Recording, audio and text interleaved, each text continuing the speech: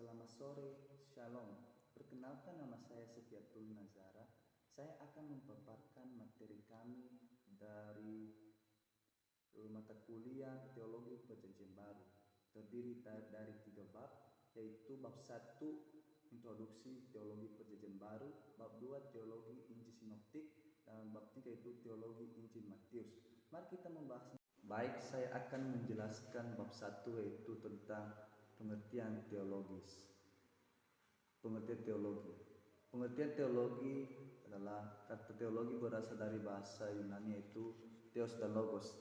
Theos artinya Allah dan logos artinya firman, kata atau perkataan. Dalam arti sempit berarti studi mengenai Allah. Ada menurut para teolog itu diajarkan oleh Allah, mengajar tentang Allah, dan memimpi kepada Allah. Jadi dalam hal ini Allah bukan objek penelitian, tetapi melainkan sebagai subjek teologi. Masuk kita pada bagian B, yaitu Teologi Perjanjian Baru. Teologi Perjanjian Baru merupakan ilmu teologi yang alkitabiah, bersifat deskriptif atau menggambarkan, yang memuat 27 kitab dalam Perjanjian Baru. Mempelajari teologi Perjanjian Baru berarti mempelajari spesifik teologi yang terdapat di seluruh kitab Perjanjian Baru. Masuk kita pada bagian 1, yaitu fungsi dari teologi Perjanjian Baru.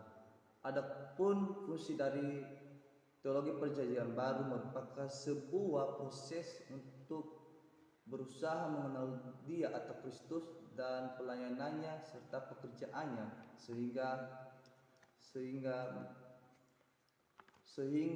taat kepadanya. Masuk kita pada bagian 2, yaitu penekanan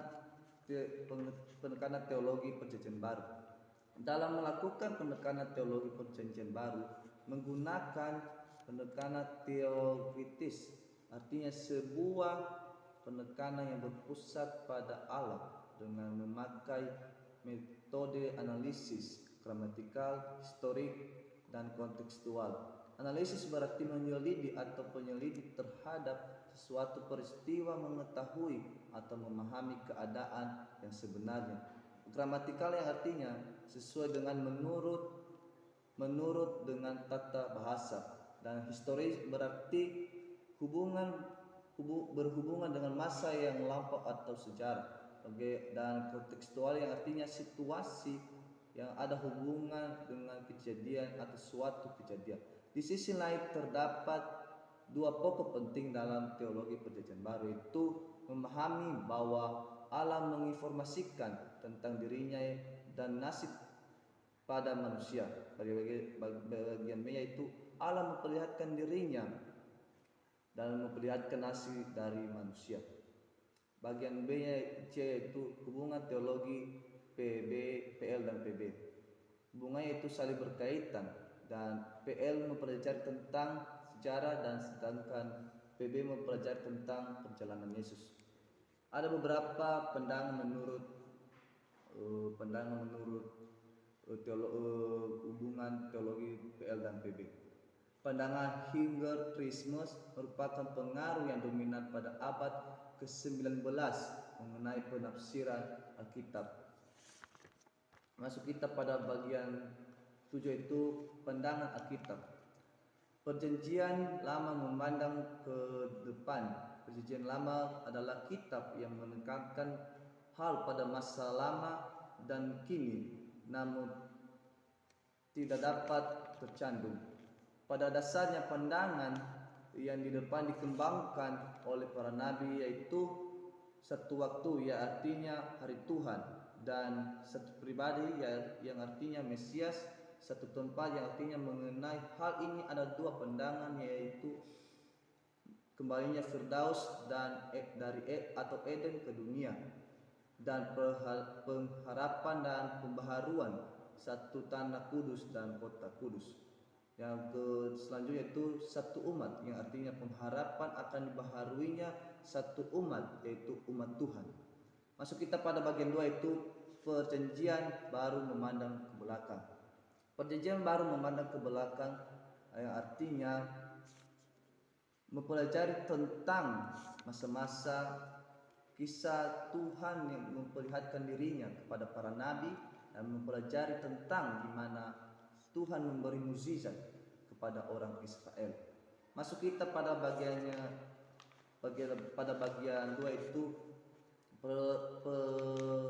persamaan dan penerapan di penulis Perjanjian Baru itu.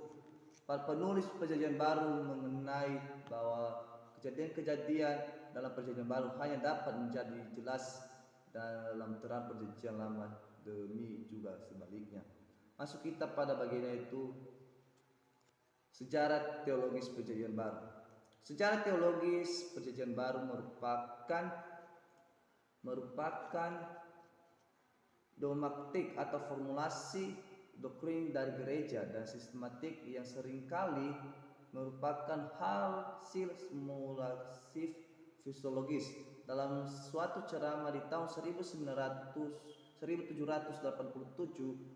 oleh J.P. Grabler, menyimbang dan menyerahkan metodologi dogmatik dengan mengkritik pendekatan fisiolofisnya.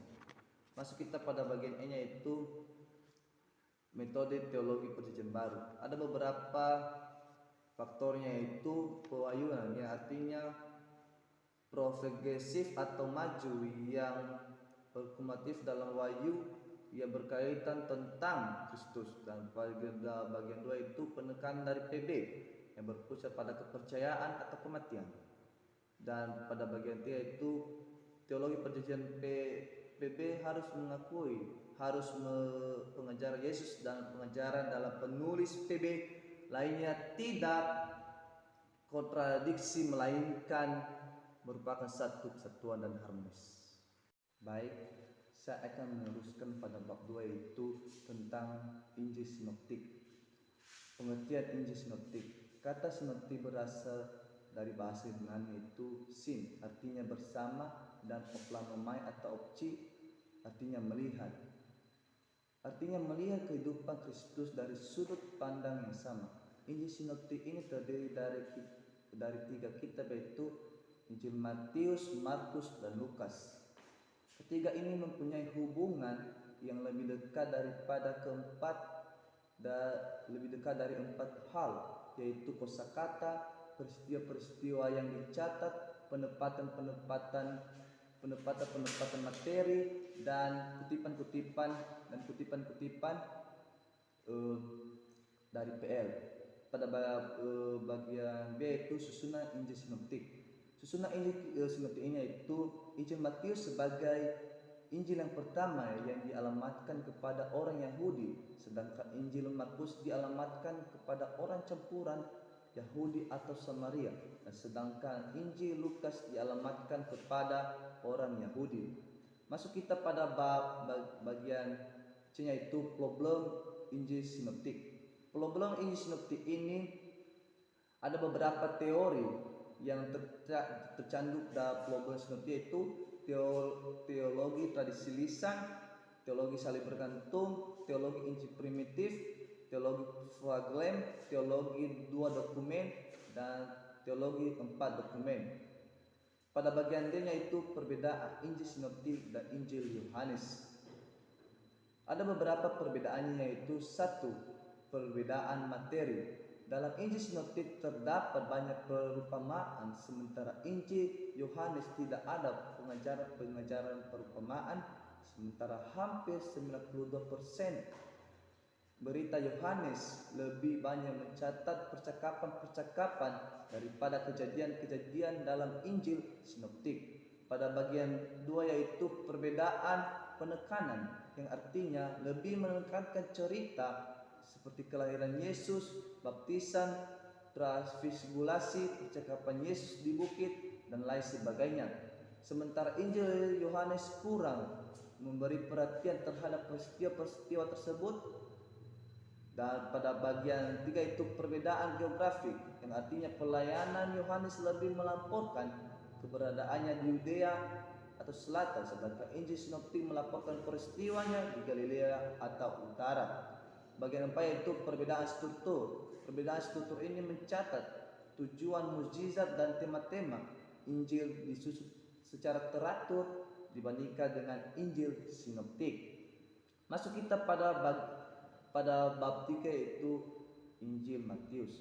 Pada Injil Matius ini ada beberapa bagian, yaitu introduksi Injil Matius. Penulis bagian satunya itu penulis Injil Matius, yaitu penulis Matius sendiri. Matius sendiri juga disebut orang Lewi atau pengungut cukai. Pada bagian 2 itu tema tersebut itu Yesus adalah Mesias. Kata kunci yaitu kerajaan, dan waktu penulisannya itu sekitar tahun 60-an dan ditulis untuk orang percaya. Dan tujuannya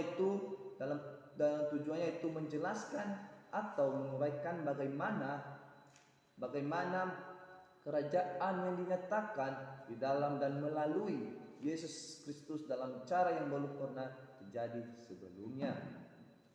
Pada bagian 2B-nya itu muatan teologis. Pada bagian 1 Allah terbagi beberapa bagian, yaitu Allah yang hidup. Allah yang hidup ini artinya Allah itu Maha Pencipta yang memelihara langit dan bumi, dan Dia yang memperlihatkan hidup dan nafas dan segala sesuatu kepada orang-orang yang percaya kepadanya.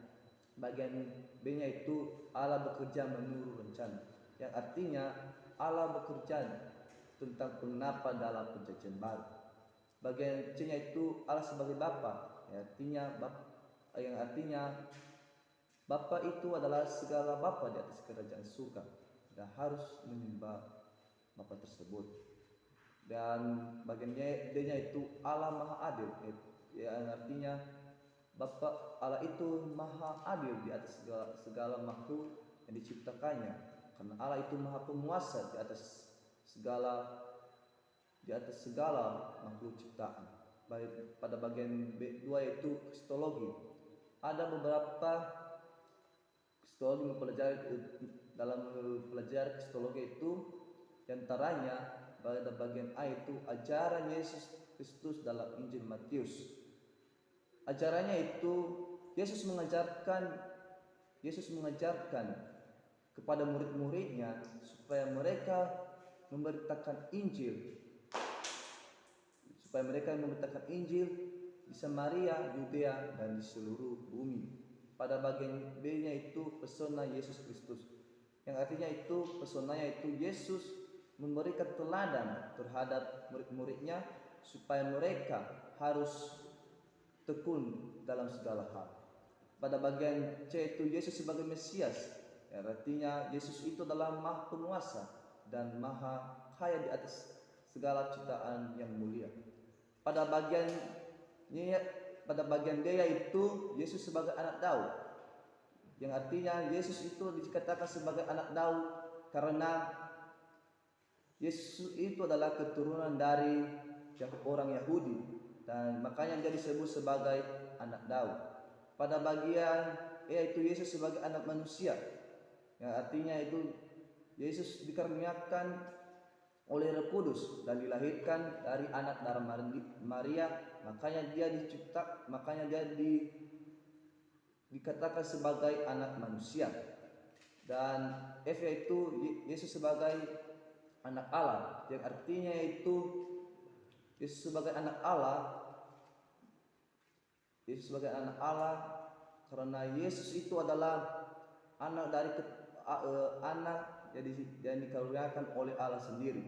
Pada bagiannya E yaitu Yesus adalah Tuhan, artinya Yesus itu adalah Maha Penguasa di atas segala makhluk ciptaan Tuhan.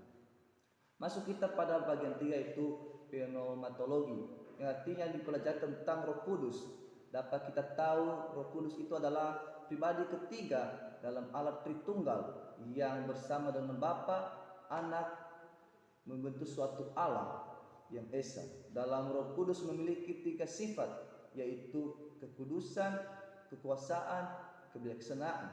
Nah, dalam Injil Matius menyebutkan Roh Kudus hanya 12 kali dikatakan dalam kala terdapat pada pasal 12, yaitu mengenai menghujat Roh Kudus. Masuk kita pada bagian apa itu eskatologi. Dalam eskatologi itu mempelajari tentang gereja-gereja, termasuk asal usulnya, misalnya strukturnya dan perannya dalam kehidupan umat Kristen. Kata eskatologi berasal dari bahasa Yunani yaitu eklesia, yang artinya jemaat atau pertemuan, dan logos berarti studi atau ajaran mengenai Kristus Yesus sebagai anak manusia. Baik saudara-saudara, demikianlah paparan dari materi kami. Sungguh banyak kesalahan, mohon dimaafkan. Sekianlah materi yang bisa saya sampaikan. Saya sapa kita kembali dalam bahasa kasih. Shalom.